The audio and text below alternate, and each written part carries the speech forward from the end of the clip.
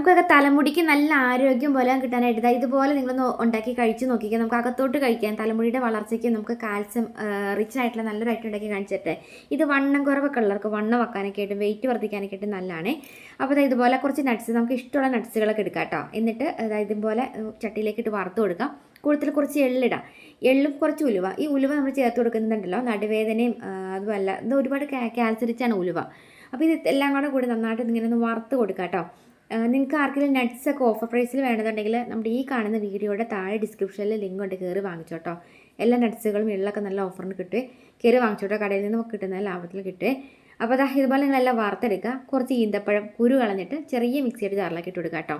എന്നിട്ട് നമ്മൾ വറുത്ത് വെച്ചേക്കുന്ന നട്ട്സുകളെല്ലാം തന്നെ ഇതുപോലെ അതിനകത്തൊക്കെ കൊട്ടുക. എന്നിട്ട് നമുക്ക് ഈ കൊക്കോ പൗഡർ എന്തെങ്കിലുമൊക്കെ ഉണ്ടെങ്കിൽ ഇട്ട് കൊടുക്കുക. ഇല്ലെങ്കിൽ ഒന്നും ചെയ്യണ്ട.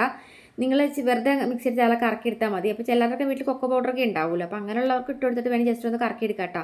എന്നിട്ട് നമുക്കിത് വേണമെങ്കിൽ പരത്തിയിട്ട് ഫ്രിഡ്ജിലേക്ക് ഇങ്ങനെ എടുത്ത് വെച്ചിട്ട് നമുക്ക് വേണമെങ്കിൽ കട്ട് ചെയ്ത് കഴിക്കാം.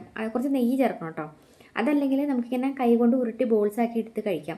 പാലൊരു ഗ്ലാസ്സൊക്കെ ചേർത്ത് വൈകുന്നേരങ്ങളിലൊക്കെ നിങ്ങൾ കുട്ടികൾക്കൊക്കെ കൊടുക്കുകയാണെങ്കിൽ കുട്ടികൾക്ക് വെയിറ്റ് വയ്ക്കും. രാത്രി കാലങ്ങളിലൊക്കെയാണ് ഇങ്ങനെ കഴിക്കുന്നതെങ്കിൽ നല്ല ഉറക്കം കിട്ടും. സ്പേം കൗണ്ട് വർദ്ധിക്കാനൊക്കെ ആയിട്ട് നല്ലതാണ്. മുടിയുടെ ആരോഗ്യത്തിന് വളരെ നല്ലതാണ്. ക്യാൻസർ റിച്ചാണ്. ഉണ്ടാക്കി കഴിക്കുക. നല്ലൊരു വീഡിയോ കാണാവേ. ബൈ.